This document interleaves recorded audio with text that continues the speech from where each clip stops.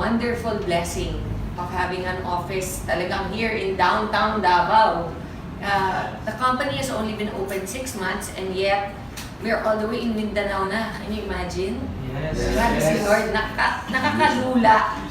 In fact, nag-uusap kami ni Ana kanina, nandun kami nagpipicture kami sa malaking sign nyo. And sabi ko, grabe best, nakaka-proud. Di ba? Sobrang overwhelmed. Iyakin talaga ako, pasensya na kayo. Nakaka-overwhelmed talaga na.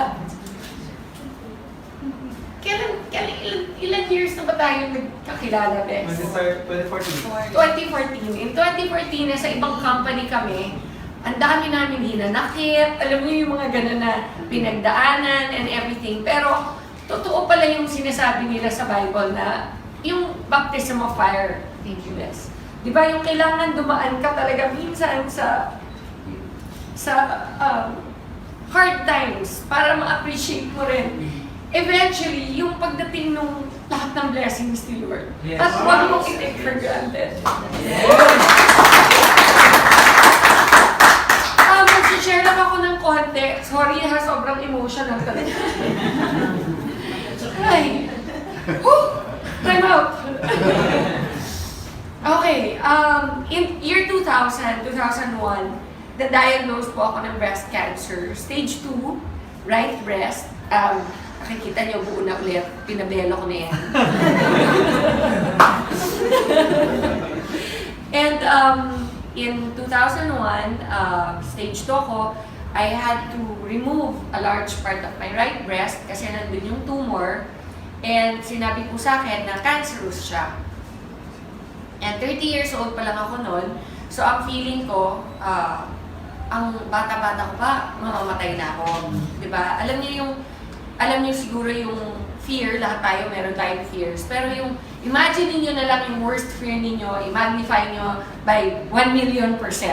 Ganon siguro yung dumating na fear sa buhay ko. And yet, at the time, because I was already Christian, which is why it's so important na talagang may relationship tayo kay Lord, is because pag dumating yung mga pagsusubok sa buhay natin, kahit na meron possibility na we won't make it, diba? There's a possibility na kunin na nga tayo ng tuluyan ni God, at least meron kang peace of mind deep inside na kahit ano pa mangyari, alam mo kung saan ka pupunta. Alam nyo, that gives you so much peace. And in spite of all the fear and all of that, talagang nagpursige. I prayed so hard. Sabi ko, Lord, kung trial lang to, kung may dahilan ka, kung may purpose ka para sa akin, why I am going to go through this journey, kasi everyday naman sa buhay ng tao is a journey until makarating ka na sa iyong dapat puntahan, which is either heaven or hell. Diba? And for us, hopefully, it is heaven, all of us.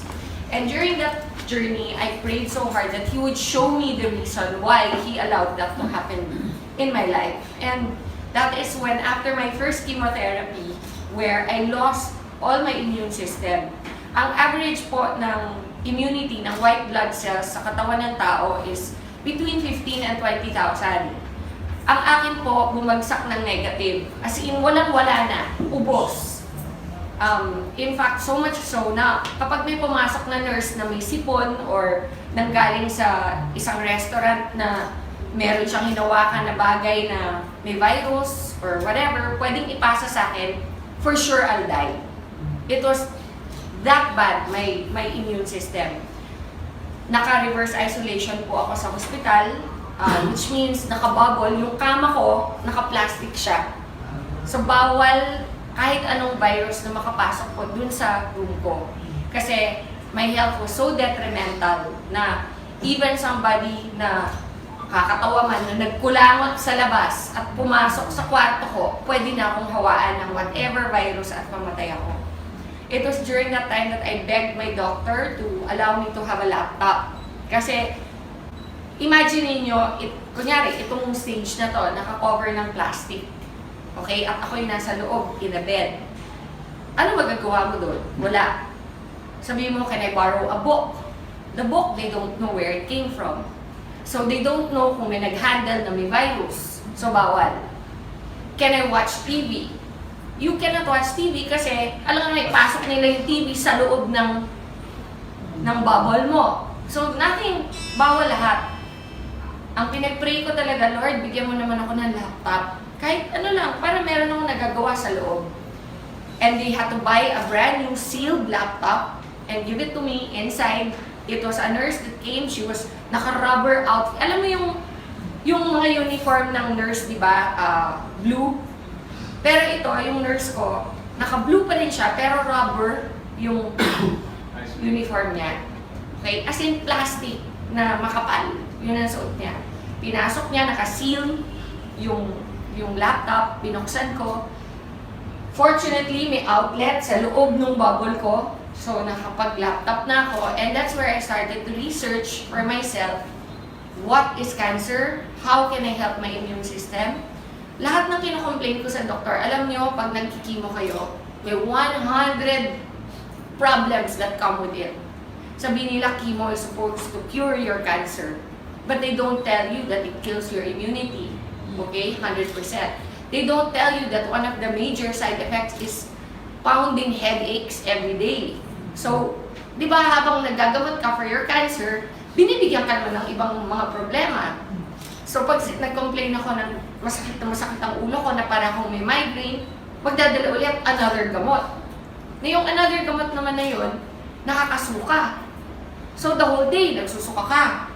Okay? Tapos, bibigyan ka naman another medicine to cover naman din pagsusuka. So, ano siya? Parang siyang domino effect. Until I really thought, there has to be a natural way. Kasi puro gamot, puro pharma ang binibigay sa akin. Eventually, ang naisip ko, my God, magsasuffer sobra yung liver ko and my kidneys. Puro gamot ang binibigay. How will I be able to heal even if I overcome cancer? Okay? What about the rest of my body? What about my kidneys and my liver and my heart, which has gone through so much because of the chemotherapy? How am I going to recover from that? That's when I started to do all the research online. How to boost your immunity naturally. And you know, honestly, it's amazing. Ang daming ways na mag-boost ng immunity natin naturally. Sleep is the number one way. You have to rest. Okay? Sinasabi nila, the only time your body heals is when you are sleeping. Did you know that? Di ba, iniisip mo, relax, beach, okay yan, di ba? That doesn't matter. You can relax in the beach. That's enjoyment. That's not healing. Healing is sleeping. It is so important. But there are other ways you can help with products like our Barley. Ang daming product na pwedeng gamitin. But did you know, the number one in the whole world that God created Himself is Barley. Okay? Kaya process of elimination, isa-isa kong ni-research yan. Imagine, I had 9 months in that bubble to discover what God really created that is the best for our immune system. And during the time, you have to remember, di ko naman alam na someday I'll be standing in front of people like you. Ang purpose ko lang during the time is for my own healing. Yun lang yung focus ko na, okay, so kung ginagawa mo yung research and yung training of your own knowledge for yourself, it doesn't matter about anybody else at the time. Gusto ko lang mahila ko sa sarili ko. Okay, so that's how I focused my research. What will help me? You know, there's a saying, knowledge is power, correct? So, you have to become knowledgeable. You guys this is now your business. Be knowledgeable. Don't take my word for it. Don't take the word of AM or ICA or you know, or anybody in the company that will speak to you and tell you about the benefits or whatever. Hear us. Listen to us. Pero afterwards, go and do your own research. Kasi knowledge nyo yan. Knowledge nyo yan, and that is your power. And that is what I did. Through my own research and my own readings, I realized, isa-isa, malunggay. Wow, taas ng ano niyan. Healing powers niyan. Okay? Yung ampalaya, taas din ng healing powers niyan. Guyabano, wheatgrass, but above them all is barley. Above them all. It's so amazing kasi yung highest niyan, yan next to barley is wheatgrass.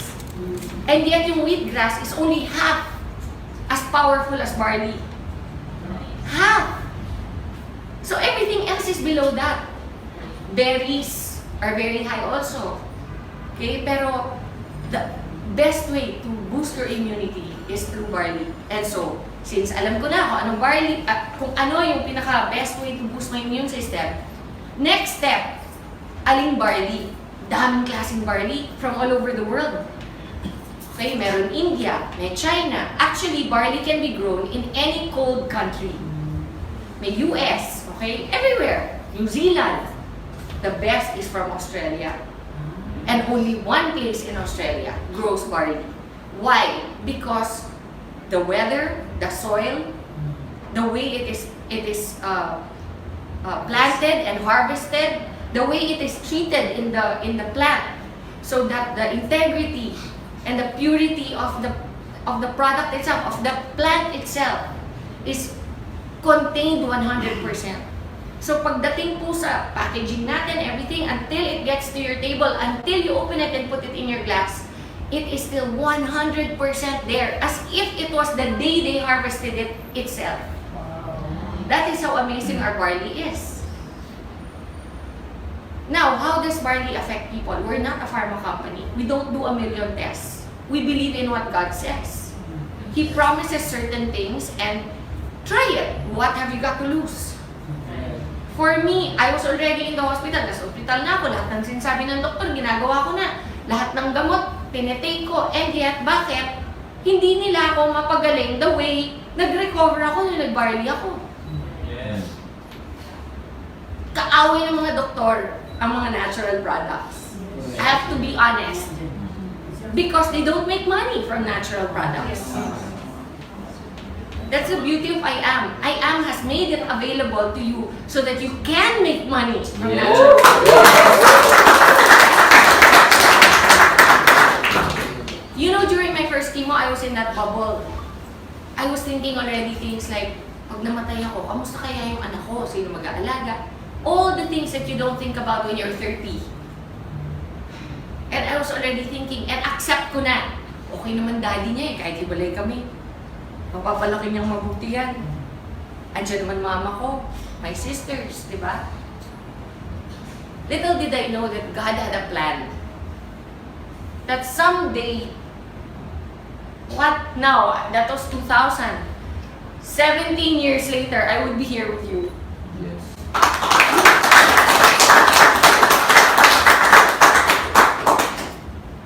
Iba magplano si Lord.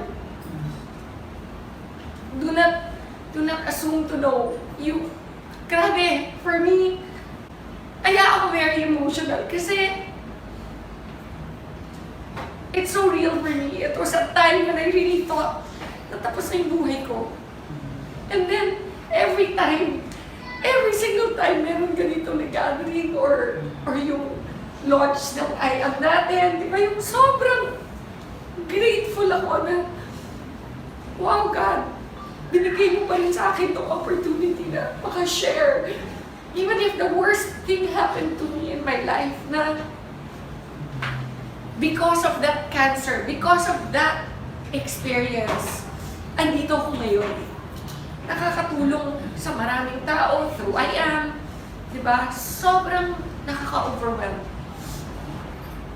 Alam nyo, after my first chemo, which I was in that isolation for so long, on my second chemo, di na ako na-isolate. Yung immune system ko, which took 21 days to recover from the first chemo. So, kunyari may ano kayo? Maro, thank you guys. Explain ko lang para naiintindihan nyo. During my first chemo, I ended up in the ICU. Okay? Yan, tama yan ha. Ako to. I'm not very good at drawing. Okay? Nakabubble yan. Ang first chemo, say day 1. Ito pala. Wala talaga. Wala. Day 1 yan. Day 1. First chemo. Ang treatment ko is 4 chemos, dapat. And then after the 4 chemos, 21 days of radiation therapy. So on day 1 of my first chemo, the doctor already told me na you have to recover, your white blood cells will be wiped out. It's natural, sabi niya. Your second chemo is 21 days from now. Within 21 days, your white blood cells have to be recovered. If not, we cannot give you the second chemo. Okay? And if we cannot give you the second chemo, you will go back to the first again. Can you imagine? Eh, yung first pa lang na gusto ko na mamatay. May tatlo pang matitira. Tapos pag disqualify, uulit. Makakailan ako. Yun yung nasa mind ko. So, kailangan talaga ma-hit ko yung 21 days. Parang parang hindi, parang quota sa kailangan ma-hit, mag-sapphire. Actually, except that this is for your life. This was for my life. So, I cannot rely lang on what the doctors are saying kasi for me, okay, andyan na lahat ng sinasabi na gagawin ko. Pero, kailangan din tulungan ko sarili ko. Doon pumasok yung research, doon pumasok yung Barley. Nung na-discover ko na, alam nyo, on the 20th day, every day kukunan ka ng dugo. Every day for 21 days. On the 20th day, sinabihan ako, you made it. We can give it to you tomorrow. Imagine, ka-recover ko lang today. Tomorrow, titirahin na naman ako. Alam mo, gusto mo sabihin, pwede time out kahit 1 week lang, please lang, para normal yung feeling ulit. Ang feeling kasi dito, parang kang gulay. Hindi ka makabanyo on your own, kailangan may nag-aalalay sa'yo. Hindi ka makakain ng tama, kasi lahat ng, ang bibig mo, punong-puno ng mga singaw. Okay? Walang lasa. Lahat ng kainin mo, tastes like metal. No, promise. No. Alam mo yung sasabihin nila, do you know what metal tastes like? Me, I know. Kasi it ruins your taste buds completely. Alam mo, my favorite things like chocolate, okay, Coke, yung mga ganyan. Di ba yung mga gusto mong kainin? Burger, lahat na ipasok ko sa bibig ko, lasang metal. So wala kang gana. Why will you eat? Kahit sa mind mo, ito yung taste, di ba? Sabi mo, ito yung lasa niyan. Bibili ko niyan. Pagdating sa'yo, hindi yun yung lasa. Yun yung side effects ng chemotherapy. So I made it to my second. By then, imagine, 20 days na ako nagre-research. By then, sabi ko, by then, husband, I told him, bumili ka ng Barley. I don't care what the doctor say. Itago mo, huwag mong pakikita na pinasok mo dito. So, naipasok. I kept taking it. Alam mo, on my second chemo, it took me 4 days to recover. Wow. 4 days! Kanina sabi ni Pichi, meron daw tao dito na nag-testify na nagtatago na siya. Na meron daw gallstones. Gallstones ba? Yes. Gallstones. And after 3 days of taking the Barley, 4 days. 4 days, what happened? Lumabas. Ganun ka-powerful yung Barley. There are people it takes years. There are some conditions that I had that took years to recover, but it still recovered. Like, because of chemotherapy, one of the side effects is my ovaries shut down. So no more mens. No more period. So my doctor told me I'll never have children again. And I only had one child back then, si Lexi. She was only 6 when I got diagnosed. And when my doctor told me na I'll never have children again, parang feeling ko, okay na rin. At least I have one. But in the back of my mind, I was thinking, what if I get a recurrence in the future? Okay? What if next time I'm not so lucky? What if next time God really wants to take me na? Diba? Sabihin natin, 5 years from now, 10 years from now, bumalik yung cancer, which is very, very much a possibility for any cancer patient. Once may cancer ka na, chances of recurrence are always 50% higher than somebody who's never had cancer. Okay? So, but now I'm on my 16th year. So, out of the woods na ako. Kumbaga, normally, ang recurrence happens within 2 years. Kung hindi ka pa graduate nung 2 years mo, hindi ka pa out of the woods. Pag nakagraduate ka na ng 2 years, your next is 5 years. That's your goal. Pag nakagraduate ka ng 5, 10. Sometimes, even at 12 or 13, nagkaka-recurrence pa. Okay? So you are not out of the woods. For me, it's been 16 years. Wow. Plus, why do I know I am cured? Because my cancer, the one that I had, was called Rh positive. Rh positive is, it feeds on estrogen. Ang nagpapakain sa cancer ko is estrogen sa katawan. Eh di ba nagkaanak ako ulit? After 3 years, 3 years akong umiinom ng barley from day 1. My period came back. Wow. 3 years! So that just goes to show, some things it will fix in 20 days. Some things it will take years. But no matter what, if you're consistent and you drink it regularly, it will be fixed.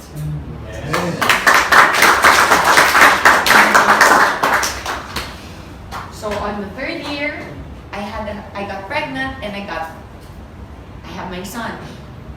During my pregnancy, all my doctors were going crazy.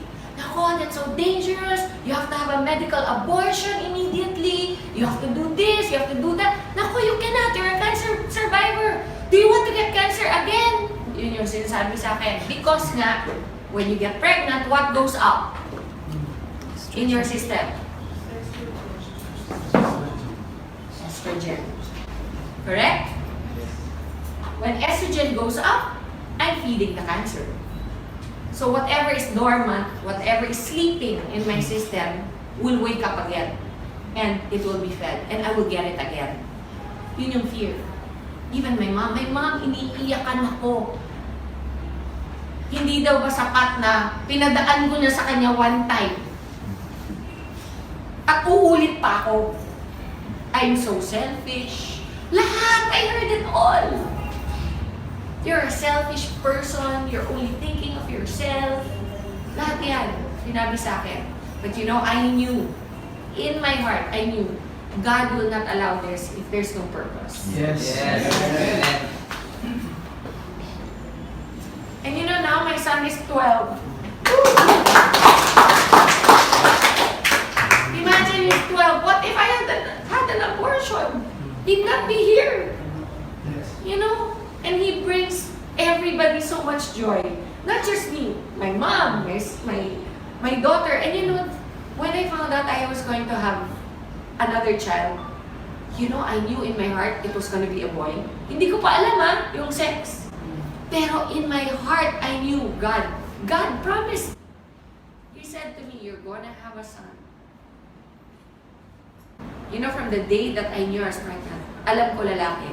And I knew also that, you know, I was reading Malakay. Because I have so many testimonies about tithing. Some other time regarding tithing. But in a nutshell, when I went to the States and I found out I was pregnant, I had no money. None. But I was always a very faithful tither. Tayo, nagpapayaman, di ba? Like what Pastor said earlier. It all belongs to God. All of it. Pag 10 pesos lang ang pera mo, easy no to give 1 peso. Pag 100 pesos, easy to give 10.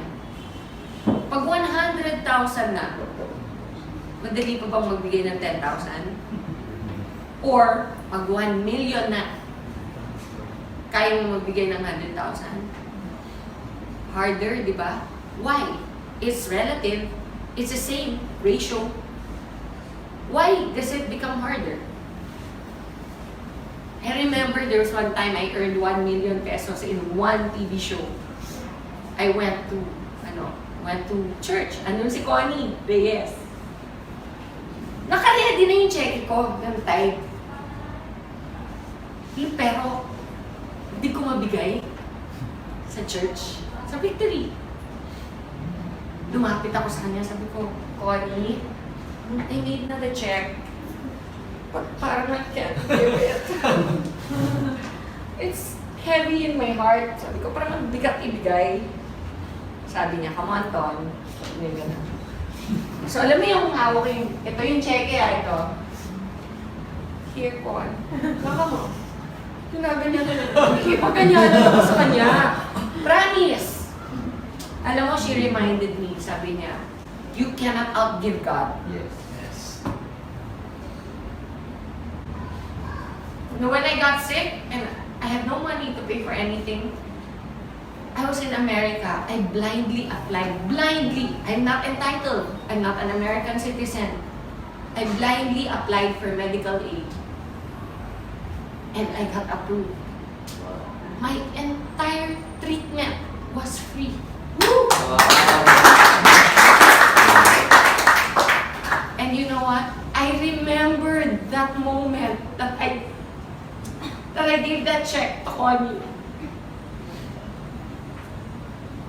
Yung bigat ng pag-release nung alam mo yung envelope natin, sabi ko, hirap talaga, hirap i-release yun. Pero I'm so grateful that I did because at the time when I needed help, God was there. You know, I calculated how much it would cost. 5 million to 3. What I got in pesos, $100,000 is what it would have cost. Back then, it was 5 million. Ngayon siguro, doble na yan. But I didn't pay for anything. Even yung maintenance ko every day, yung tawag nila ng tamoxifen. Normally, one tamoxifen is $100. And I have to take one every day. You know how much I was paying? $1 for each one. You cannot outgive God. So, okay lang na magpayaman. But don't forget what Pastor said. The money isn't ours. We're only stewards. So, ayan, sidetrack tuloy ako. Okay, anyway, so because of the estrogen, everybody was fearful for me to get pregnant, but I had my son.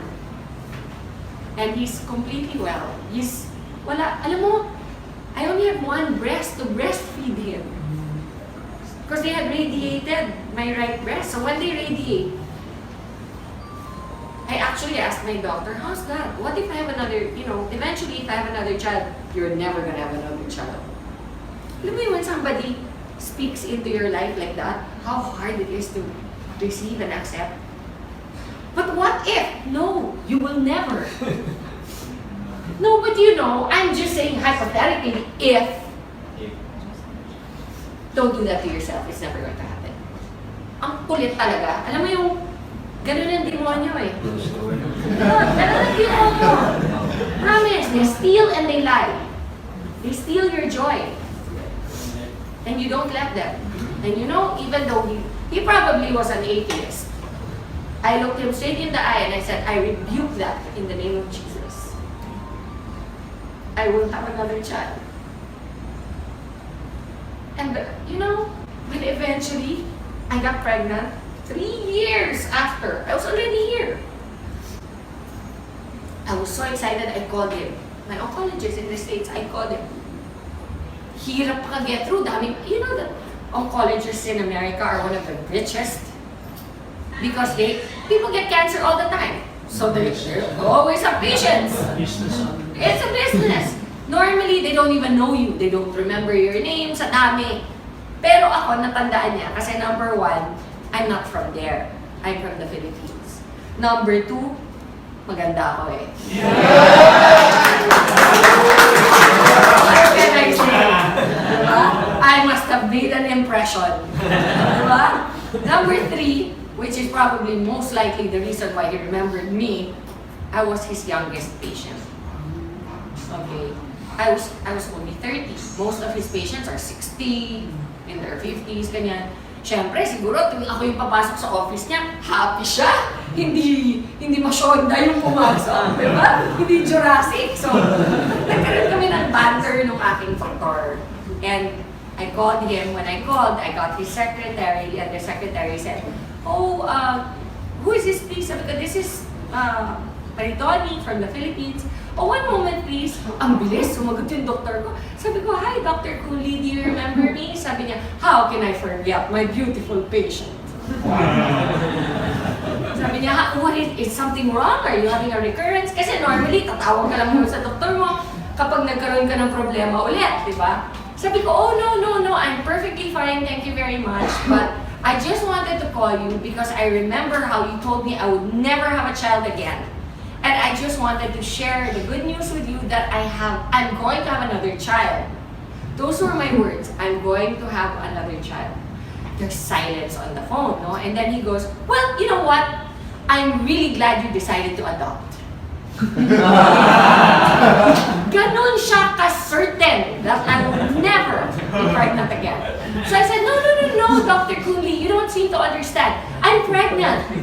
Again, silence. Tagal. "Are you there? Are you still there, Doc?" Sabi niya, no, that's not possible. Sabi niya sa akin. Sabi ko, "No, Doc, I'm pregnant. And I'm gonna have a son." Kasi by that time, alam ko na, no, I was already mga 4 months pregnant. And he said, "Oh, no, wait, what did you do?" Sabi, "What did I do? Oh, I had sex."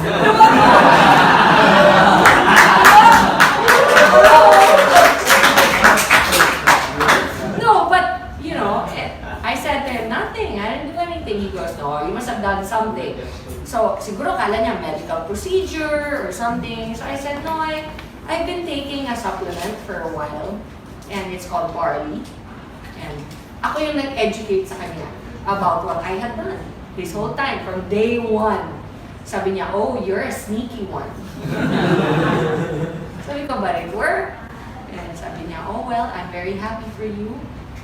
You know, and in as much as we are not allowed to recommend those things, being doctors, we do not stop our patients if they want to." Sabi niya. So, imagine, that's my oncologist na. He's the one that told me I'll never have a child again. He's the one that told me that, you know, if I get pregnant, for sure I'll have a recurrence. And yet, here I am. My child is 12 years old. I'm 100% in good shape. I would like to say I'm in more than good shape. Yes!